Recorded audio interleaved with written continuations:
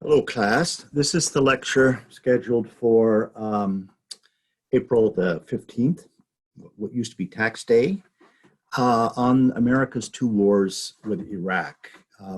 We in America tend to call these the Gulf Wars.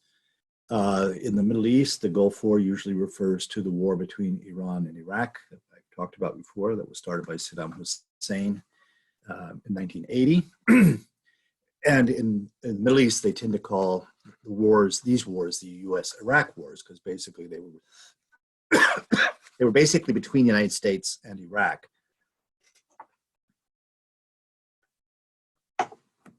Sorry about that, a little cough there. And they're both fought by presidents named Bush. The first was George H.W. Bush. The second was George W. Bush. And if you take them as bookends, of American involvement in the Middle East, the first war was sort of everything went right for the United States. And the second war, everything went wrong, or almost wrong. I mean, they could have maybe been worse, but they were pretty bad. So I want to lay out the events.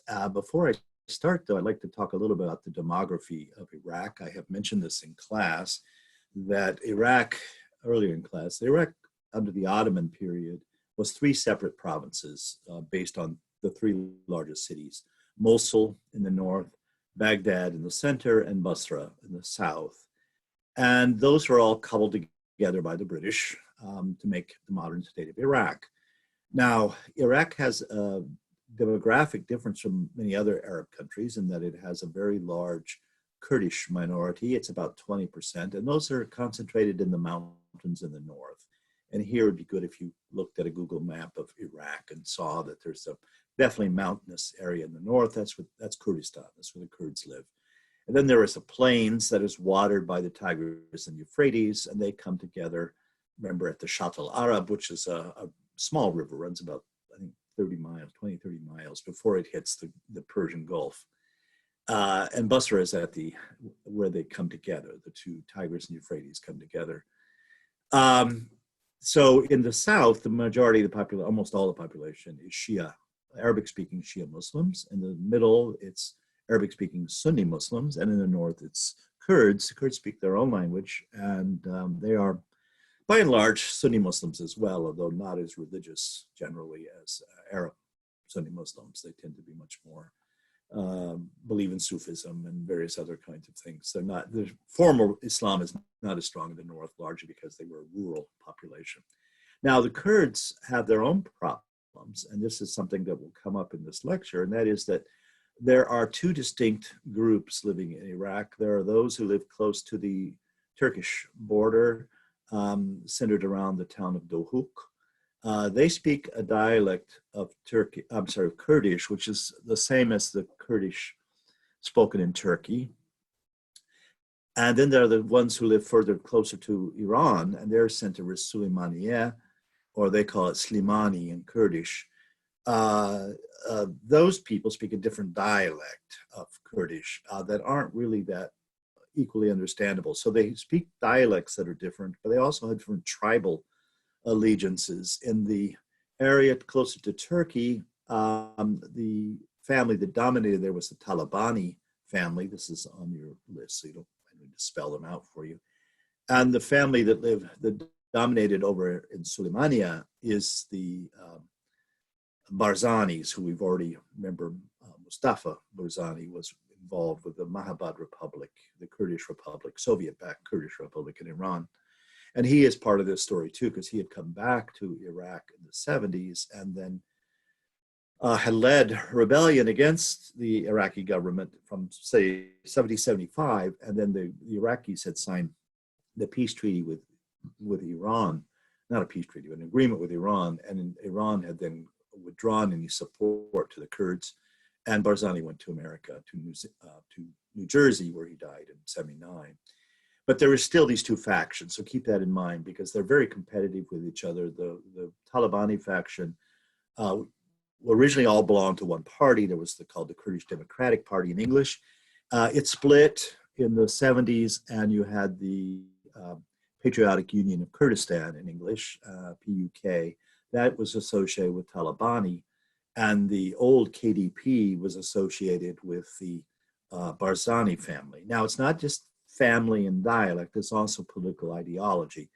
Barzani, even though he had flirted with the communists and gone to Eastern Europe after the fall of Mahabad Republic, he remained pretty much a nationalist. And his ideology was a Kurdish state, but not necessarily what kind of economic system it was going to have. For the PUK, which were largely more educated Kurds, as well as being the people up in the Dohuk area, they tended to be leftist, Marxist, communist. And so like they are aligned with the group I mentioned on the Turkey lecture, the PKK, the PUK in Iraq is ideologically aligned with the PKK in Turkey. That is, they want a socialist Kurdish republic. All right, so just keep those in mind. So we go back to the very disastrous war that Iraq started with Iran. We don't know how many people died. The conventional estimates are 500,000 people died on the Iranian side, 250,000 died on the Iraqi side. Remember, the war went on basically until Khomeini died in 1988. And then there was a truce signed after his death by the new Ayatollah in control, supreme guide in Iran, and that's Khamenei, who I'll talk more about next week's lecture on Iran. So Saddam Hussein is left with this big bill that he borrowed heavily to pay for the war against Iran. He was something like $60–70 billion in debt to the Soviet Union, to Kuwait, and to Saudi Arabia. And so in the spring of 1990, he began to demand from the Kuwaitis and the Saudis that they pay up, that they pay for or cancel the loan that he had borrowed from them, because he said he hadn't been able to export much oil during that time. And he was defending the Arab world against the Iranians. He was defending the Saudis against a possible Shia uprising in their own country. And so they owed him, he said. And furthermore, to make things worse for him, he felt, and he was actually justified, a UN report justified it, that he said that during the war, Kuwait was digging tunnels or shafts for oil and actually extracting, like this and like that, into Iraq and taking oil out of the Iraqi oil wells, which are close to the Kuwaiti border.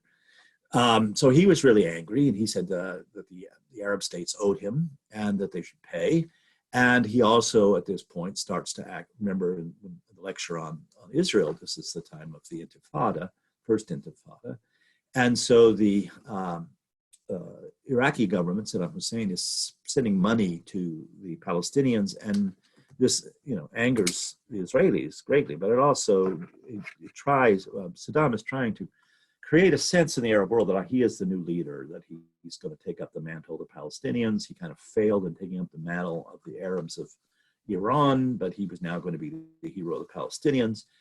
Anyway, so he felt emboldened. He also felt emboldened because the United States, toward the end of the war, had been supplying Iraq with spy satellite photographs of the Iranians that helped the Iraqis to counter some of the Iranian thrust toward Iraq. So the United States had gotten closer to Iraq during this time because basically the United States saw, under Reagan and then Bush, saw that Iraq was a counterbalance to Iran. And so they were not directly supporting Saddam Hussein militarily, but the embassy had reopened in Baghdad. And so Saddam Hussein felt also that he was in a strong position vis-a-vis the Americans. And he misunderstood that. He misunderstood everything. And that is in part, people have said, well, he never, he claimed he had left the country and gone to Egypt, but as far as we know, he never left the country. He spoke no foreign language. And he surrounded himself with his kinsmen, his cousins from the town of Tikrit. And so he really had a very limited understanding of how the world worked. And so he made these demands on Kuwait and Saudi Arabia, and they didn't respond. And so on the 2nd of August, 1990, the Iraqi army invaded Kuwait, claiming that it was always part of Iraq. It was the 19th province of Iraq. As I mentioned earlier, this is spurious claim. There was no, they had contested it under the when the British announced the creation of Iraq, or when Britain created Iraq, the Iraqi government, or the King Faisal, had put in a thing that Kuwait was part of them, but that was never part. It never was legally. Under the Ottoman system, the Sabah family, which was in Kuwait, had been in charge of Kuwait, had been the emirs or princes of Kuwait since 1775. So they had a historic claim to their own legitimacy. But anyway, Saddam Hussein invaded Iraq, and it fell quickly. There was no real resistance, and the royal family and about half of the population got in their Land Rovers and their BMWs, and they drove out of the country. And that was one of the weirdest, refugee flights I can remember. It was all on CNN, these people crossing the desert with their really expensive luxury cars. And they left the country under occupation. So the United States immediately steps in and says, well, they're going to protect Saudi Arabia. Because with the conquest of Kuwait, Iraq now had control at that time of 20% of the world's oil reserves between Iraq and Kuwait. And most of Saudi's reserves were just south of the border from Kuwait.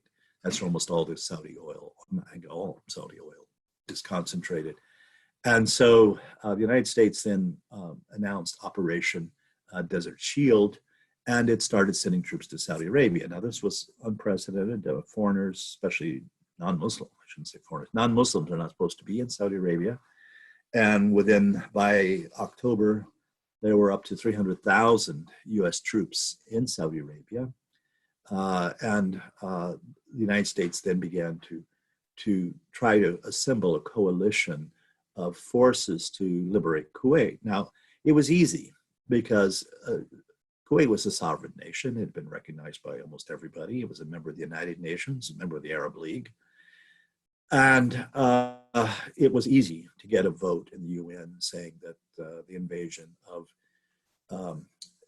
occupation of Kuwait was illegal. Now, there was, at this time, some opposition in the UN saying, well, they made an equivalency. They said, well, is the invasion of Kuwait, the occupation of Kuwait, any worse than the Israeli occupation of the West Bank? And you heard this a lot, especially from Arab intellectuals, and also from others, what we used to call the third world, the non-aligned countries, Africa, Asia, saying that, well, we agree that the occupation of Kuwait is illegal, but what about the occupation of the West Bank? And Saddam Hussein often in this period played that up, said that the Kuwaitis were just a bunch of rich people, playboys, and they had no sympathy in the Arab world. They were rich and spoiled, and that was their stereotype in the Arab world. They lived well. They partied. They couldn't party in Kuwait, so they party in Lebanon, or they party in Morocco, or they party in Italy. And because of the oil wealth, the middle class in Kuwait could do that. They were very, very wealthy. Almost all of even the technical jobs in the country were done by foreigners. At that point, the largest number of foreigners living in Kuwait were Palestinians. And the Palestinians, there were maybe 300,000, maybe even more, but at least that many Palestinians living in Kuwait. They did the technical jobs. They ran the businesses. The day labor and stuff like that was more often done by Egyptians, but the Kuwaitis themselves had a fairly spoiled lifestyle. So Saddam Hussein could play on that as well, saying, look, this country really shouldn't exist, and they've been exploiting the wealth of the Arab nation, and but it didn't work, because in the end, every country realized that their self-interest, you can't have one country invading another country. And part of the problem with the argument about Israel was it never was clear who owned the West Bank. I mean, remember, the West Bank was supposed to be part of an Arab state in 1947, and then it had been occupied by the Jordanians, and so there was a real question in international law on who owned the West Bank. Most everybody agreed that international law agreed that Israel shouldn't occupy it, and definitely shouldn't build settlements, but who should it belong to? That was not settled.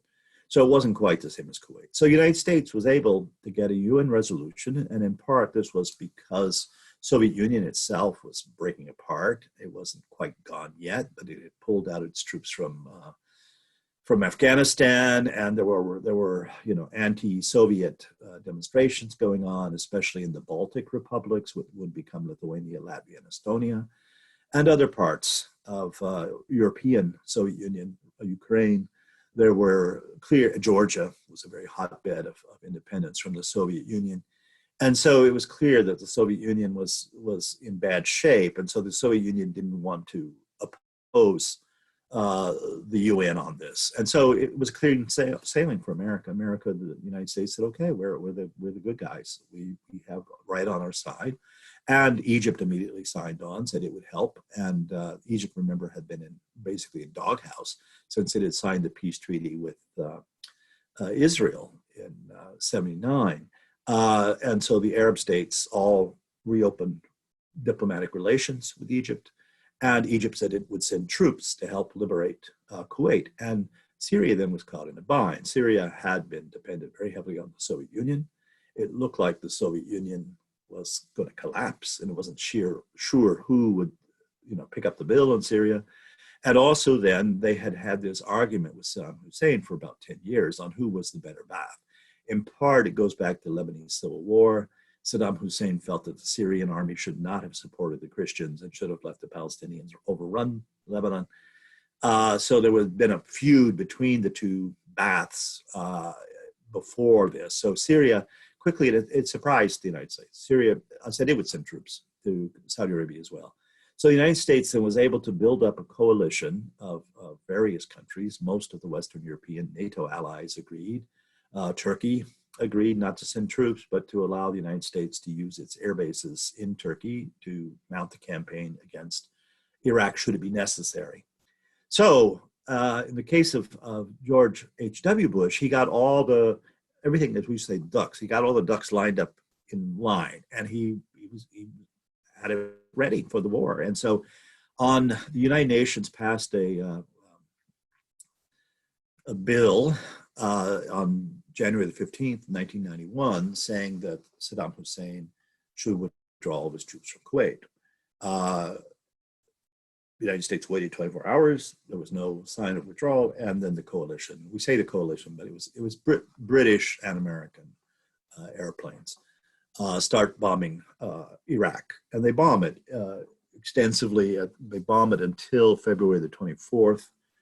And in that time, they knocked out all of the infrastructure, the electricity, the roads. At the beginning of the war, much of the Iraqi Air Force flew to Iran, which you kind of wonder what was in their minds. That they get out of the out of Iraqi airspace. They thought they knew the Americans would shoot them all down. And so a large part went to Iran, where the Iranians just rounded up the pilots and put them in prison camp and confiscated the jets. The pilots finally got out about, I think, 2000. The Iranians finally sent those who had survived back to Iraq. No, I'm taking it back. It was after 2000. It was 2003, after the Americans took Iraq. Then the Iranians released the Iraqi pilots. So they had been in prison in Iran for 13, 14 years. But anyway, there was no resistance to the United States. There was some civilian bombing.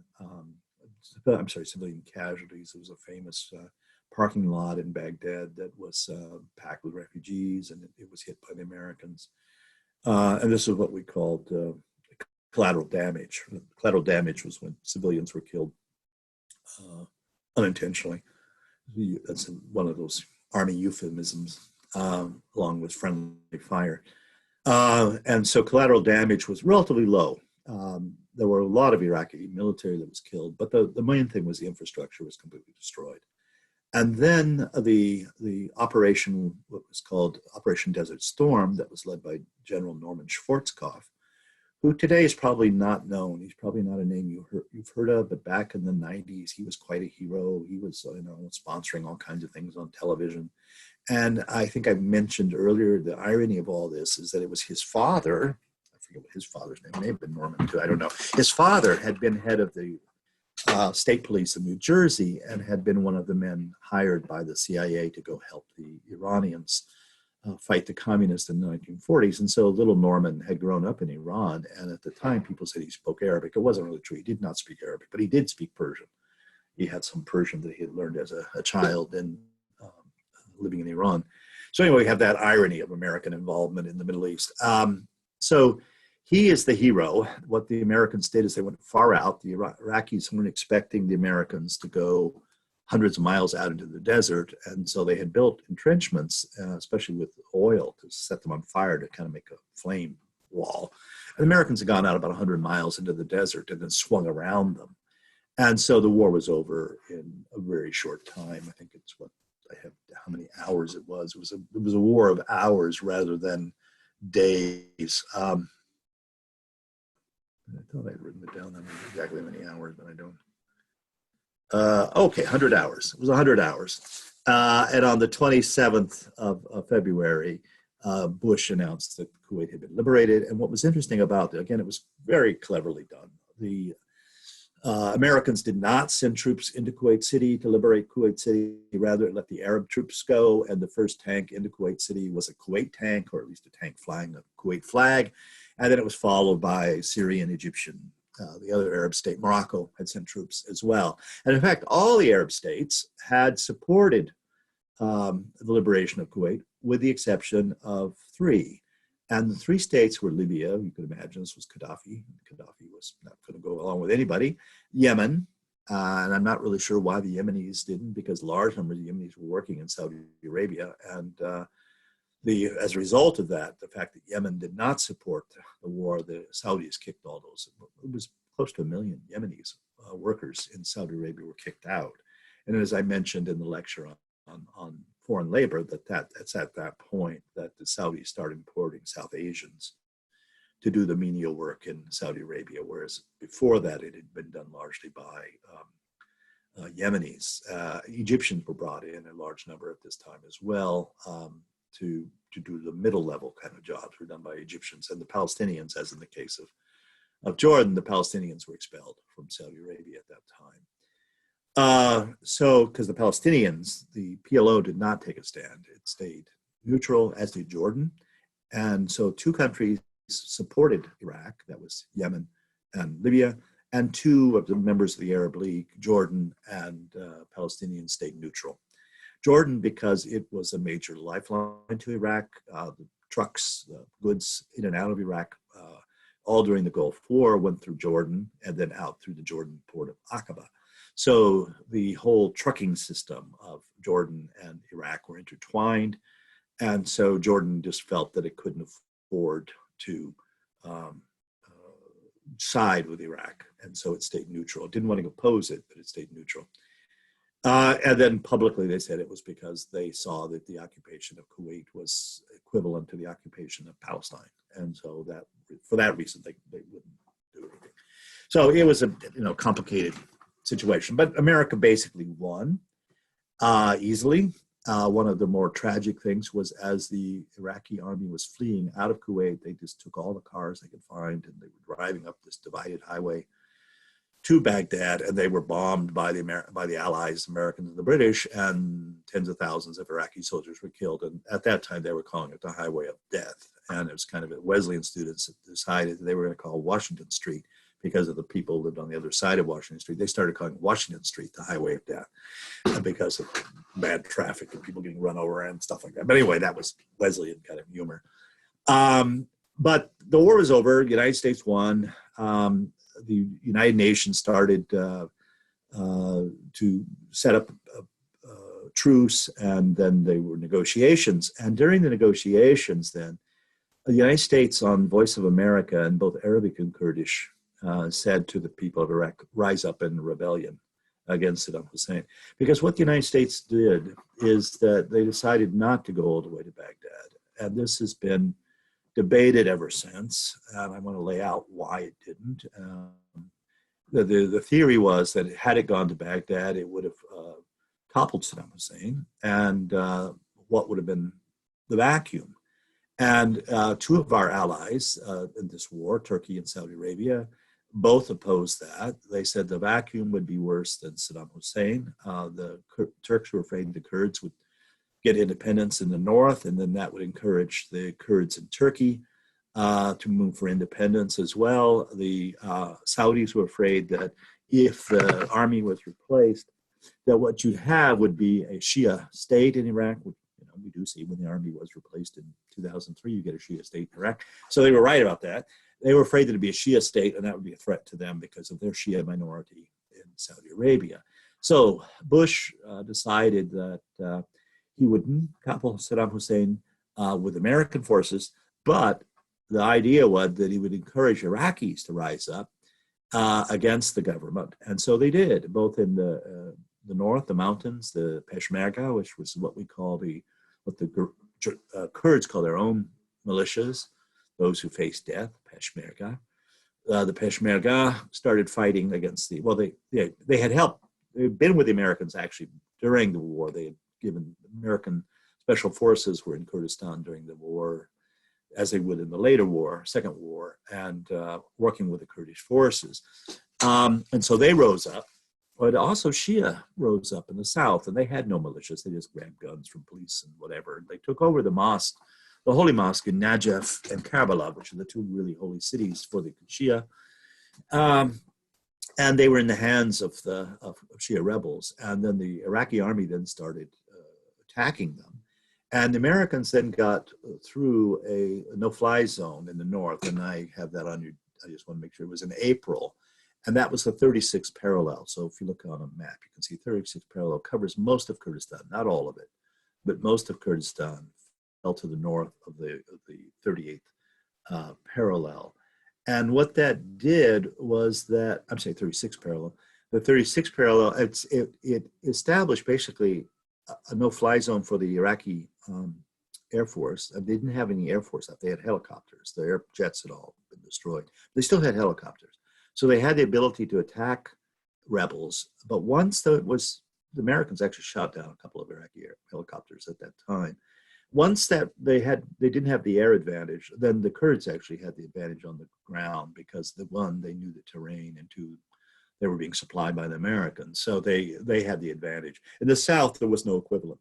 And so there was pretty much a slaughter of the Shia. There were horrible films, especially the shrine of the Imam Ali was destroyed. The dome was blown off by the Iraqi army, and tens of thousands of people were killed. There were the north, refugees were fleeing into Turkey, and that one of the reasons the United States then put the no-fly zone was you had well over 1 million Kurds fleeing into Turkey in the spring of 1991.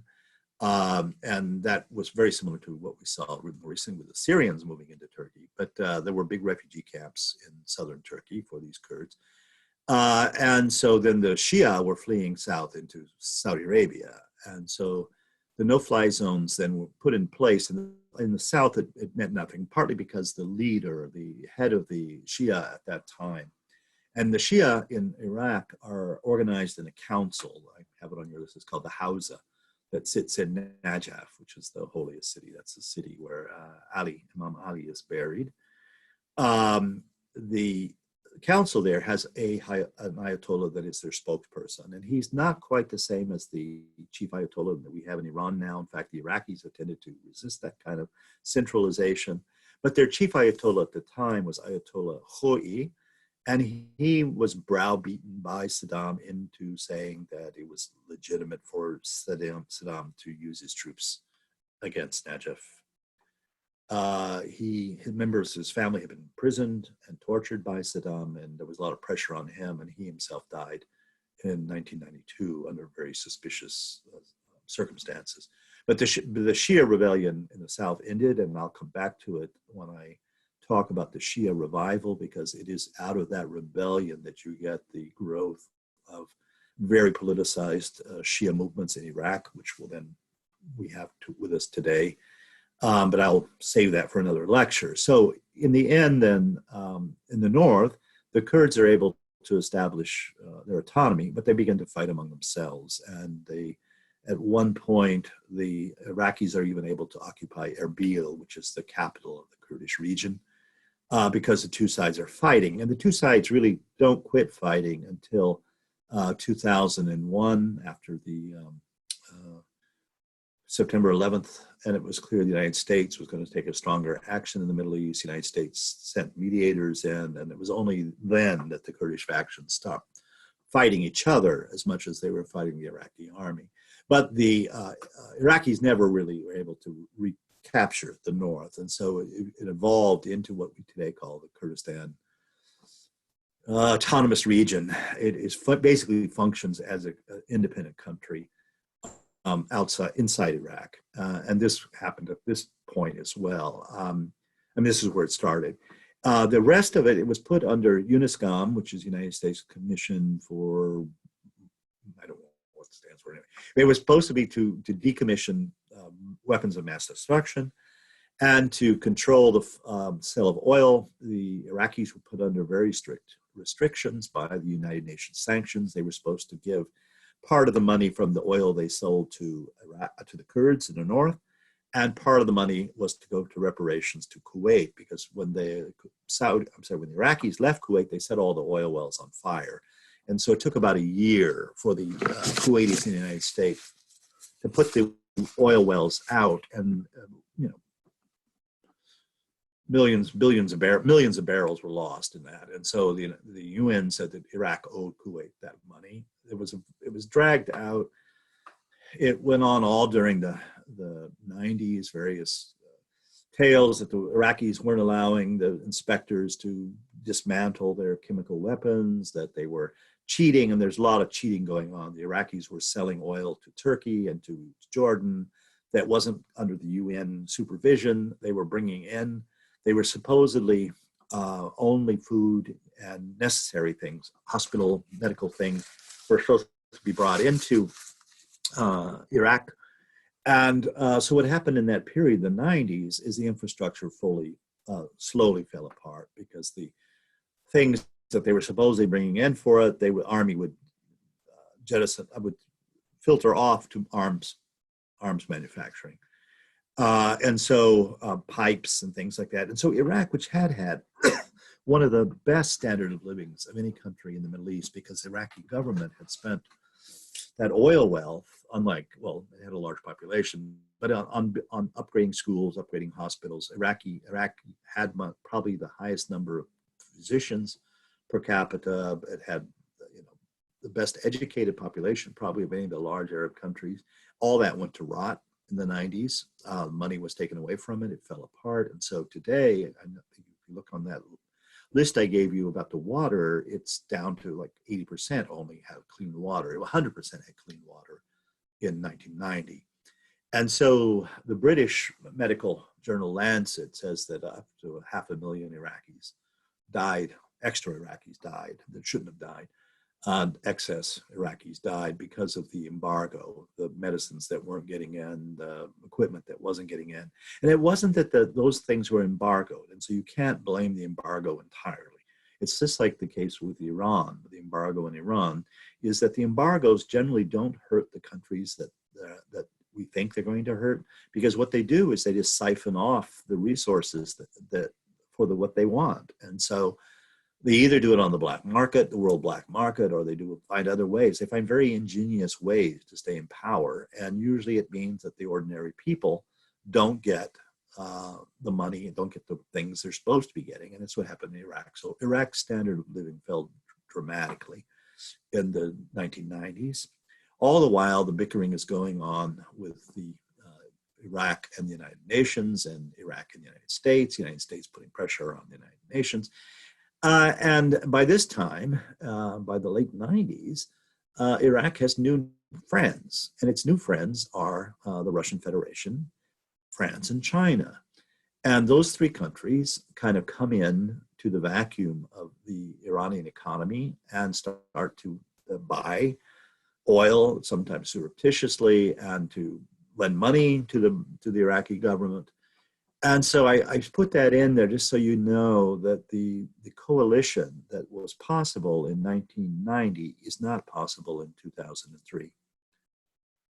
Because in 1990, the Soviet Union was on the verge of collapse. France had nothing really to lose by helping the United States in the Middle East, and hoped to gain some credit with the Saudis. By 2003, or 2002, actually, when the United States tries to put together a coalition, the whole system has changed. The global system has changed. And you now have three countries, China, France, and Russia, that have an economic interest in the maintenance of the Saddam Hussein regime in Iraq. Okay, so United States, we had one operation, Operation Desert Fox, that was under Clinton in 1998, where we bombed Iraqi military installations briefly for 3 or 4 days because they weren't complying with allowing the UN to look at their supposed chemical weapons manufacturing. And so that remained a lingering thing. And we know now that part of the reason that Saddam Hussein was doing that was that, in fact, they had no chemical manufacturing. But Saddam Hussein, did not want the Iranians to know that he had no chemical manufacturing, because he felt that was the only thing that kept Iraq from being attacked by Iran and overturn his regime falling to the Iranians, because the Iranians still held a really big grudge against Iraq, and they should have, for all the destruction that Iraq had inflicted on Iran during the Iran-Iraq war. And remember, during that war, the Iraqis had used the missiles, the same missiles that they used back in 1990-91. They had shot those Scud missiles, Russian-supplied Scud missiles. They had shot them at Israel and at Saudi Arabia. They had shot them earlier in Iran. So there was massive damage in Iranian cities, some Iranian cities, especially Hamadan, and civilian casualties. So the Iranians really had a big grudge against Saddam Hussein, and they would have attacked. There's no question about it. They would have attacked Iraq. So the Iraqis, or Saddam Hussein, think, well, I'm a clever guy. I'm going to make the West think I have chemical weapons. They aren't going to attack me, and it will keep the Iranians from attacking me. So what do I got to lose? He didn't reckon on Bush, George W. Bush, nor the attack on the United States by Al-Qaeda. So the United States then, after the attack of September 11th, we go to war with Afghanistan, which, I don't like wars, but if you want to look at wars as justified or not, that was perfectly justified. Afghanistan had sheltered the people who had committed an act of aggression against the United States. They admitted to it. The Afghans regime of the Taliban were in power. The Taliban admitted that, yes, Al-Qaeda was in Afghanistan, and no, they weren't going to turn them over to the United States. So under international law, the United States was perfectly justified to send troops to Afghanistan. And although that was never a UN operation, it was a NATO operation, the United Nations did not oppose it because really there would be no grounds to oppose it, because the Taliban had acted. One, the Taliban government wasn't recognized by that many countries, but two, even if it was, that would have been a legitimate act of self-defense that the United States attacked Afghanistan. And I've always argued ever since then that was where we should have kept our resources. Had we kept our resources there instead of Iraq, we might have stabilized Afghanistan. Maybe not, but we definitely didn't stabilize it with the war in Iraq. But we'll go back to Iraq. So why Iraq? And the United States starts to drumbeat about Iraq. Bush does. In his inaugural address in 2002, he makes that famous Axis of Evil speech in which North Korea, Iran, and Iraq are linked together as the enemies of the entire civilized world. Why Iraq? And it's a good question. I mean, they clearly weren't complying with the United Nations on showing that they really didn't have any chemical weapons. So they had nothing to lose there, but they thought they did with Iran. And the other explanation that I like, I mean, there's the liberals in America say it's the neocons. There was a movement in the Republican Party that's still there. John Bolton is a good example of the neocons, what we call neoconservatives, who felt that the United States, unlike, say, Trump, the United States should use its force in the world, and that would create democracy, and that would be really great if we had democracies in the Middle East. They would all then fall into line and would recognize Israel, and the whole Middle East thing would be solved if we just had democracies in the Middle East. And we had groups in the United States, Iraqi immigrants, who were pushing that. Ahmed Chalabi was one of the guys, an old Iraqi family living outside of Washington. And he was pushing it. So in 1998, the United States Congress passed the Iraq Freedom Act. It was something that Clinton wasn't that big on himself, so we never did anything about it. He never did anything about it. It was passed by Congress. It was dedicated to seeing the establishment of a democratic state in Iraq, and it funded Iraqi freedom movements. I think it was $100 million. It wasn't much, but it was symbolic.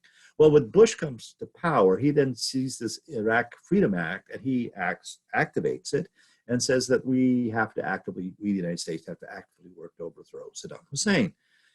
Okay, why? Again, I don't know, but that's why I turn to my Arab friends, and they just look at me and raise their eyebrows, and they say, why wouldn't he? Because Saddam Hussein tried to kill his father. And I'm going, oh, yeah? And yeah, it turns out that, yes, when after, I don't know what year it was during Clinton's administration, George Bush went to Kuwait, and he's a big hero in Kuwait. He's the liberator of Kuwait. And they have a big party for him and parade and all. And I guess they were Iraqi agents. It turns out later they're Iraqi agents that were sent there to assassinate him, that were caught by the CIA, a combination of CIA and Kuwaiti and Jordanian forces. Secret police got them and captured them. And so in minds of some of my Arab friends, well, of course, a son has to avenge his father. And even though Saddam Hussein didn't kill his father, Saddam Hussein wanted his father dead, and that's good enough. So they had a clear explanation of why the United States went in.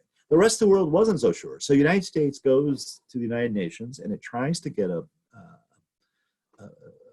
declaration for the United Nations, and it gets in October that a vote by the Security Council that Iraq should open up its facilities to inspection.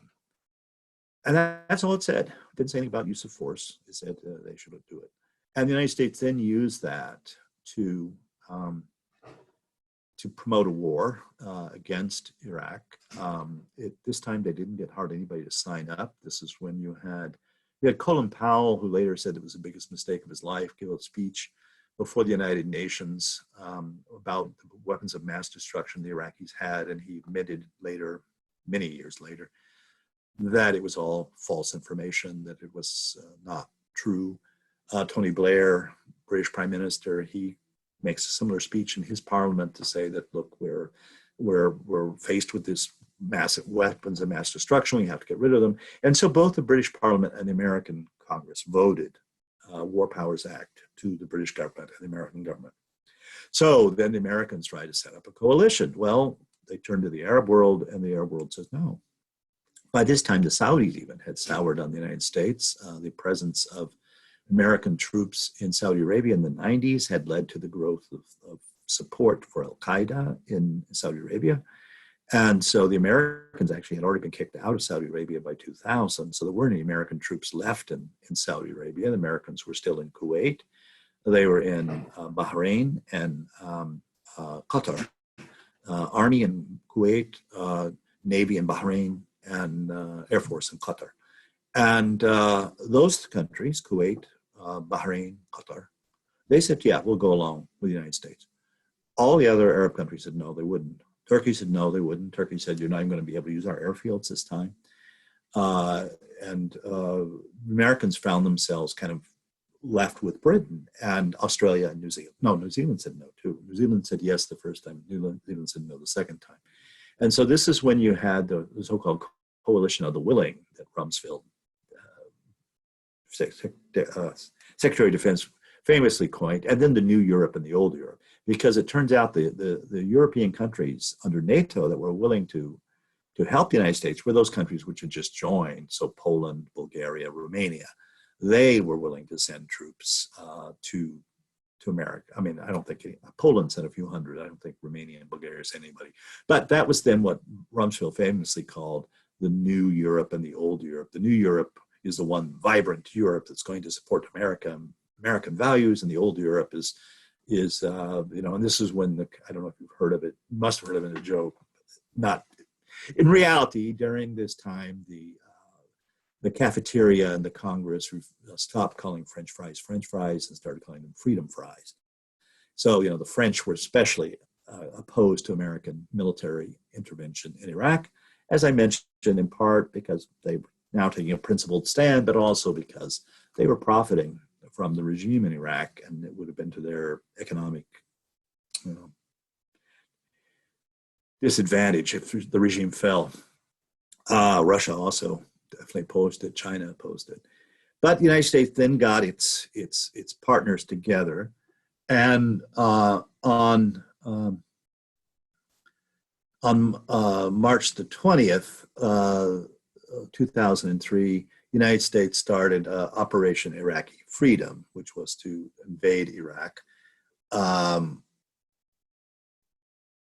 They had been bombing Iraq since February. So the Iraqi infrastructure, again, was pretty much laid low. The Americans then invaded Iraq, and they also sent in special forces to the north, but mostly the invasion came from Kuwait. So it was British and American troops and a few Poles pushed up from Kuwait. They took Basra immediately. They get to Baghdad on April 19th, and Saddam Hussein then goes into hiding, and Iraq collapses. The Kurds then take full control of the north. The United States sent in troops quickly to Mosul in the north, so the Kurds couldn't take it, because the United States then has, got a problem. It's got this country, it's stuck with it, and it's this classic example of Americans not thinking ahead here, as opposed to what we had done previously. I mean, my father was involved with the occupation of Germany, and he was actually occupation mayor of a small town in Germany. And they had all planned out. They had booklets, reams of booklets of information and what they were supposed to do, and what Germans they could trust and what Germans they couldn't trust, and how to preserve order and all this kind of stuff. They had none of that in Iraq. They basically went in. One was much smaller. During the first Gulf War, we had sent 500,000 troops to Saudi Arabia. During the second Gulf War, as we call it, we sent only 250,000, in part because Bush did not want to have a big American involvement that would then backfire in a lot of American casualties, and he wanted to be reelected in 2004. And so we sent minimum number of troops. We did not send enough troops to occupy the country. So the country basically fell apart. And we had, we occupied the oil wells to make sure they were okay. But everything else fell apart. And so the National Museum, the National Library, they were all looted by Iraqis. Everything that could be looted was looted. Shops were looted, everything was looted. There was no order in the country. And we put in a provisional authority. Now, initially, there was an American Army officer who was in charge of it. But again, the so-called neocons, the neoconservatives who wanted to remake Iraq in America's image, they got one of their guys, Paul Bremmer, who then was made basically the military governor or the occupying officer of Iraq in the summer of 2002. And UN then recognized that we had occupied it. They didn't give us legitimacy. It just said, basically, the United States is the occupying power in Iraq, and the United States is responsible for Iraq. That's what the UN said. And to make matters worse, the resistance that Saddam Hussein had organized in anticipation. He had taken some of his best units and had already started training them to be guerrilla units in anticipation that the Americans would invade. And so there was a fairly significant force of these, they were called the Fedayeen Saddam, Saddam's warriors. And they were then the guys who were they fought the Americans, and they also blew up the United Nations compound, which then the United Nations was even less willing to take any responsibility for it. And we got stuck basically with it. So we then, as I said, May 2003, I have that. We had this very famous photograph. You probably get it on YouTube. President Bush lands on an aircraft carrier in flight gown, like he's the pilot. Obviously, he wasn't the pilot. He gets off the airplane. He's got helmet. He's got the flight suit on, and and he says, "Mission accomplished." Had a big sign. "Mission accomplished. We won. It's over." We had parades in New York City to celebrate, just like we had after the first one. But it wasn't over. It got uglier and uglier. In 2004, we technically said the country was, we're leaving, it's free, We handed it over to Administrator Ahmed Chalabi, the guy who had been campaigning for United States involvement in Iraq. He had been outside of Iraq for, I think, 20 years.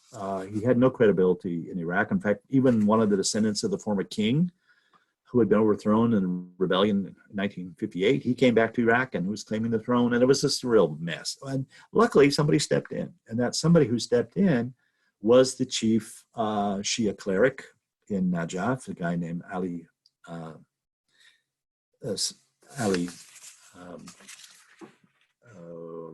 al-Sistani,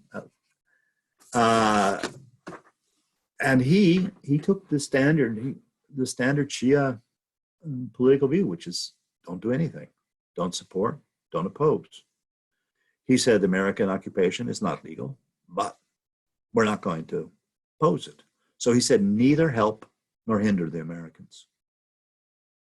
Very important thing. There were Shia who then organized and started fighting against the Americans, but the fact is the main body of the Shia, then they were happy that Saddam had been overthrown, but they weren't very happy with the Americans being in occupation. And remember, they had the Ayatollahs in Iraq had led the opposition to the British back in 1920 and had forced the British then to acknowledge that there would be a Iraqi kingdom rather than a British colony in Iraq. And so similarly, Sistani's move was very significant because it then meant that the United States, he said that we're not going to accept Chalabi. We're not going to accept your flag. The Americans had designed a flag. Remember when the British handed over to the Iraqis in 22, they had played God Bless the King because there wasn't an Iraqi national anthem. Well, there was no Iraqi flag. Americans were going to invent one for them. And they were going to invent a constitution for them. They demanded that there be all the Americans put in a constitution that had sectarian and ethnic division. So just like Lebanon, there would be 30% Sunnis, 50% Shia, 20% Kurds. There would be places set aside for women.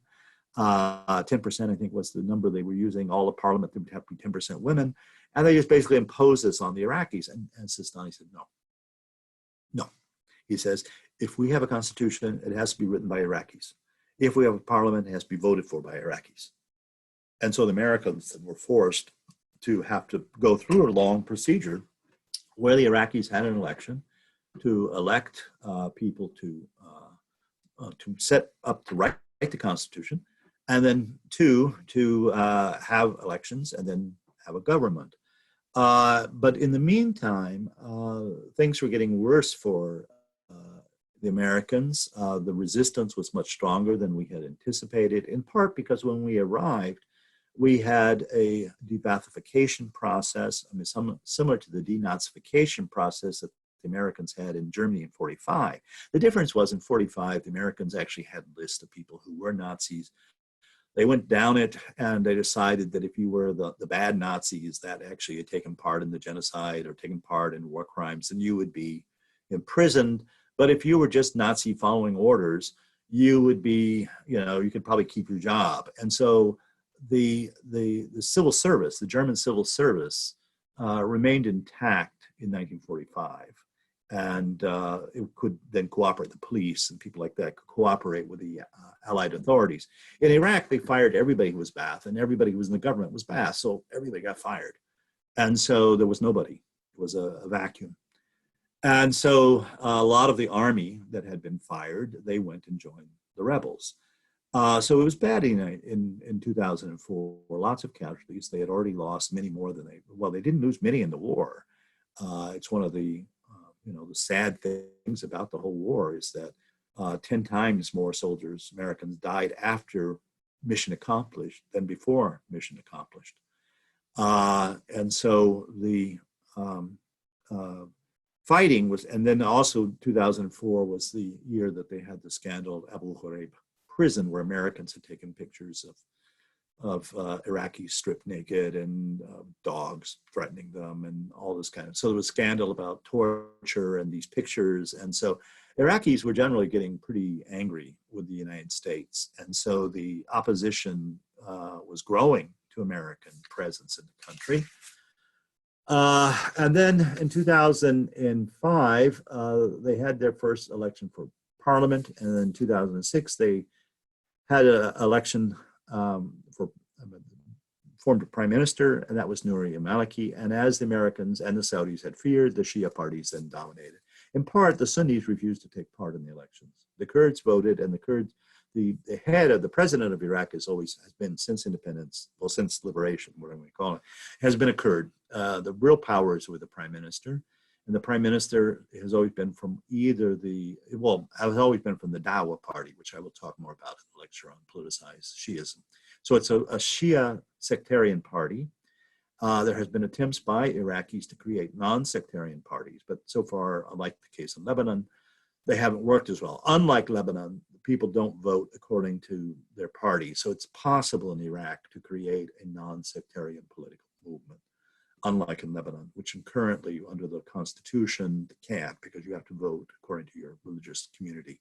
In Iraq, there is no identification any longer on your religious community. Actually, it never was. So the only way you can tell a person by their name, if they have a Shia name or a Sunni name, you can probably tell. Otherwise, you can't tell. So there is no official sectarianism in Iraq.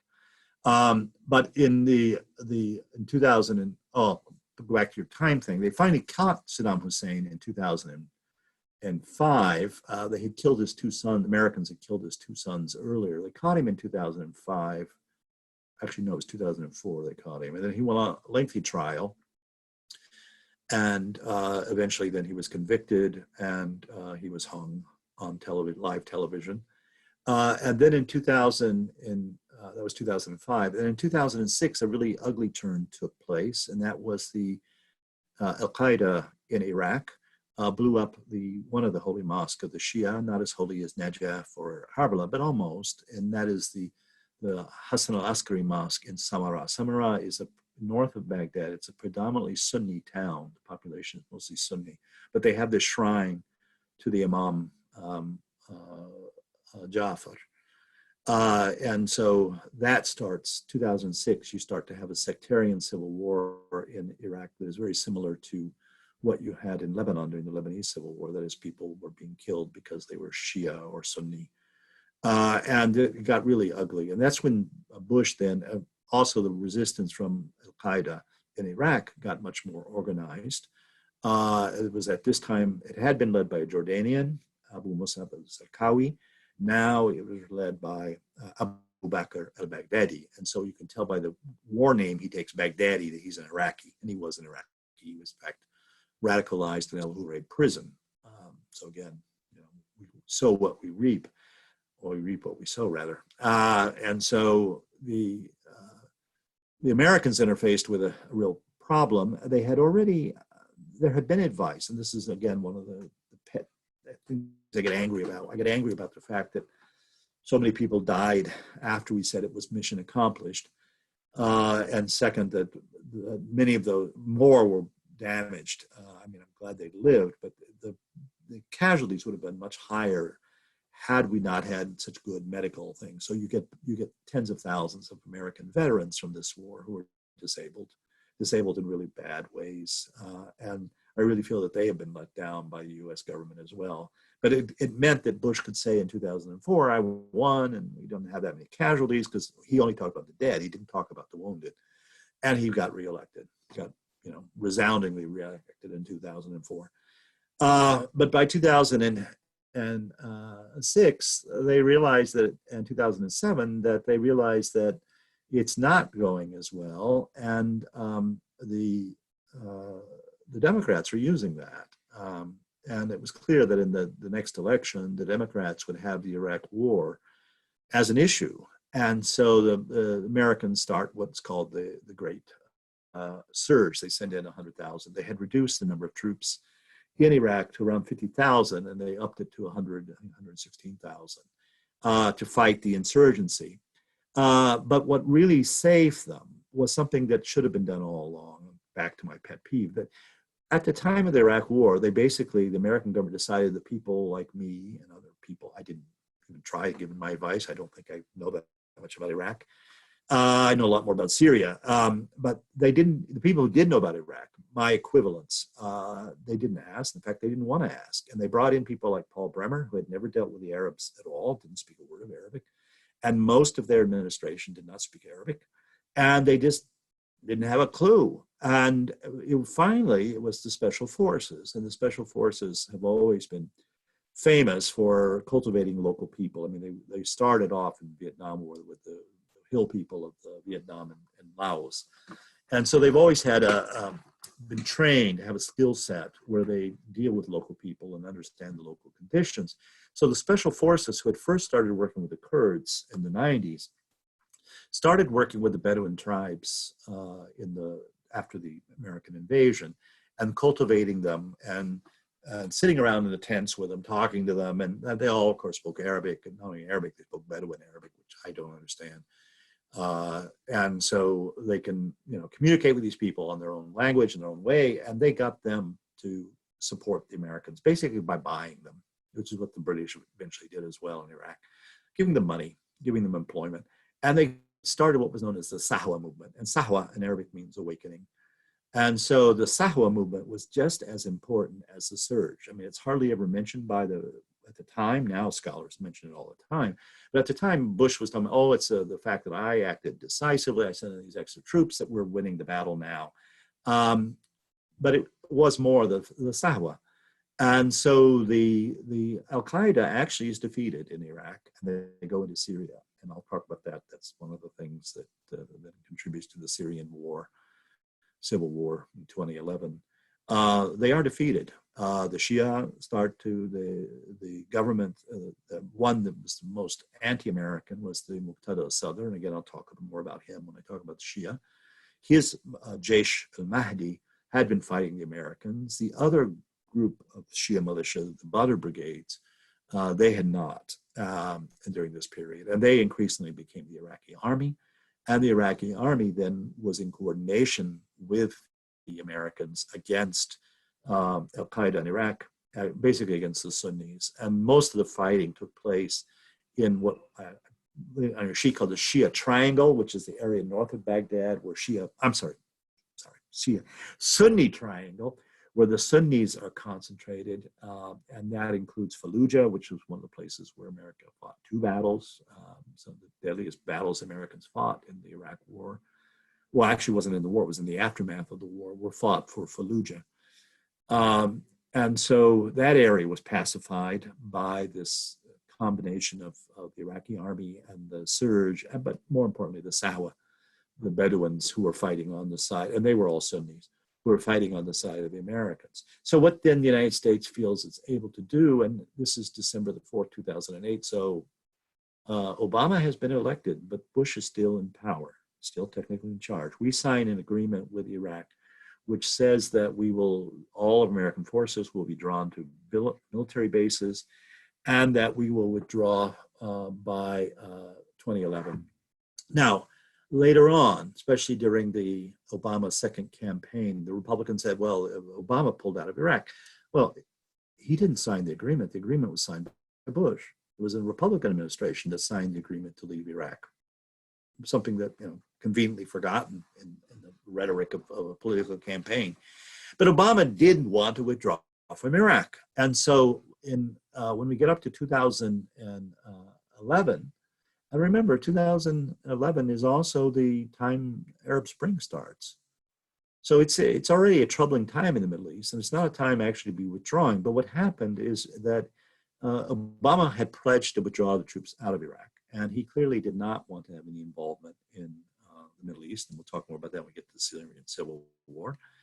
But also his hand was tied because the Iraqis, in response to Arab Spring, did not want their population to be agitated about the continued presence of Americans, especially people like Muqtada al-Sadr was agitating, saying Americans had to get out.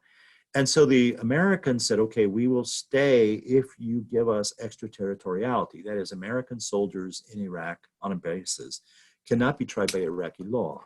They can only be tried by American law. This is a law, this is something that Americans had imposed on South Korea and Japan. And so the Americans felt, well, we've done it with other countries, so let's make it with Iraq. And the Iraqis said, no, this is too much like Britain. Remember, the British kept military air bases in Iraq, even after supposedly Iraq was independent. So the one thing the Iraqis did not want was American bases with soldiers who were not governed by Iraqi law. And so the Iraqis said, no, you have to get out. And so the Americans did withdraw. They withdrew on the 31st of December, 2011. And I taught this class a few years ago. And a student raised his hand and he said, you know, I was in that last unit that pulled out to Kuwait. I was the rear guard. And it's because now we have the veterans who are part of our program. And I said, well, I'm glad you got out alive. And he said, I am too. So the Americans left Iraq, and we'll talk about why we went back to fight ISIS in another lecture. But it basically was a mess. I mean, the country did not stabilize. The stablest part of the country is Kurdistan, which is pretty much, they still have their, between the PUK and the KDP, but they've kind of worked together. And so Kurdistan is flourishing. The rest of the country is barely getting by. They have not restored their services that they had before the start of the war. So electricity is intermittent. And you just kind of wonder, with a country with that much oil wealth, why is it that it's not pulling together? In part is because of the factionalism that was created, that's still there between Sunnis and Shia, between the parties of the Shia, in part in the corruption that there wasn't America did not take, although it claimed it was going to create a democratic, it didn't really put any money or effort into that. They took the easy way out often. We saw that with the contracting out even of military services to private contractors. So you had the various scandals with Blackwater and various other private security groups doing things that the American Army wouldn't do. And it was really, I think, a scandal that it was done on the cheap. I mean, if they were going to do a war, they should have done it properly. I mean, I'm not for war.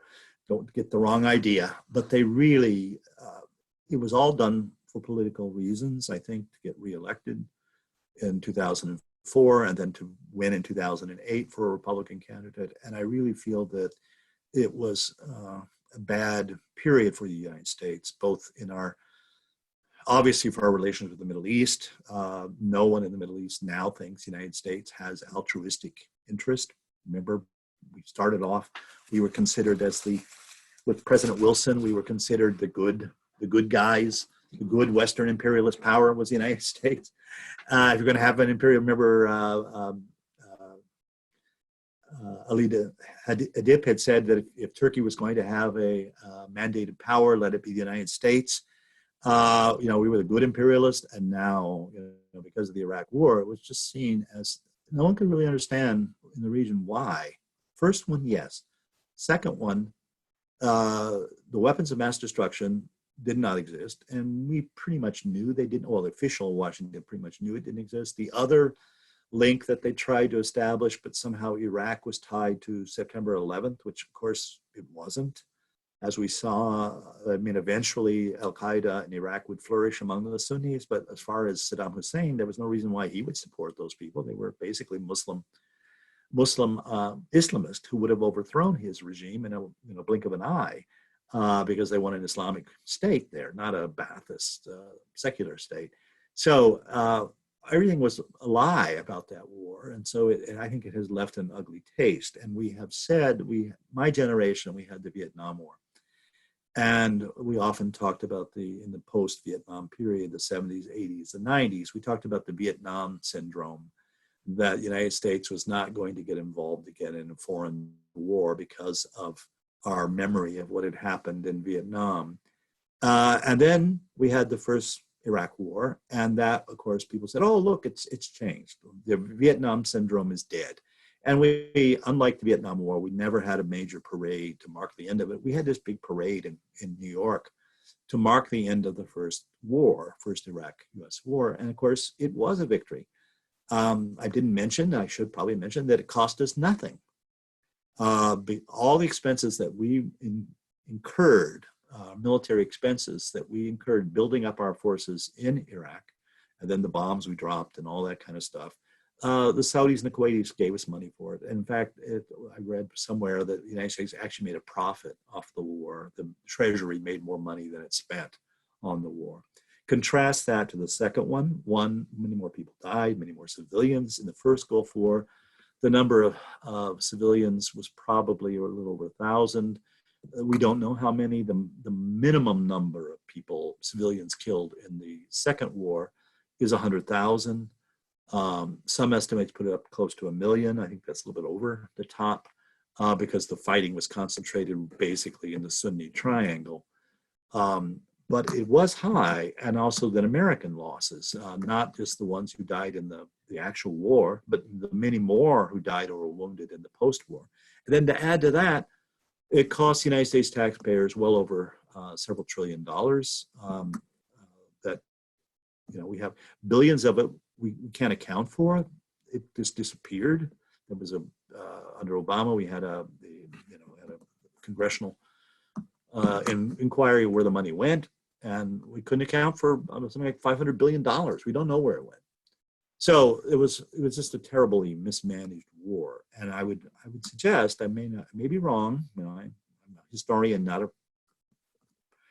a fortune teller, but I wouldn't be surprised if the United States, and I think, well, it clearly affected Obama, and how America acted in Syria was pretty much what we might call an Iraq syndrome. That's what I wanted to end with, is that the second war left us with the American public, with a much of a kind of a hangover from the war that Vietnam did. And it made Americans, I think, much less willing to engage globally than we had been before.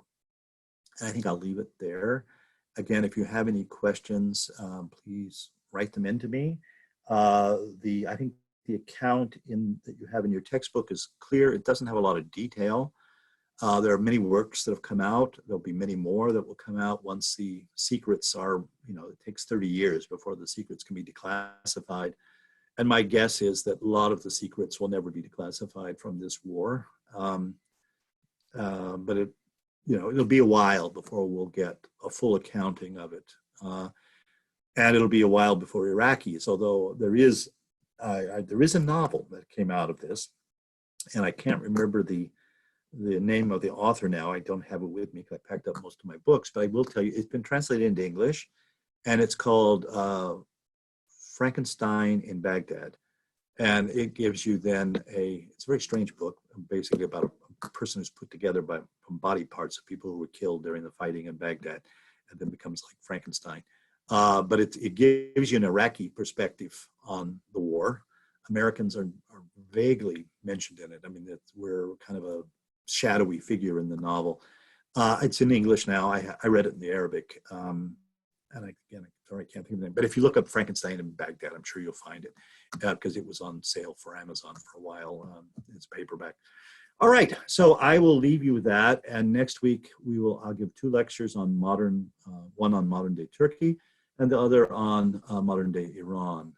Okay, so I hope everything is going well with you. I hope you had good holidays if you celebrated the holidays, and I hope you're all staying well.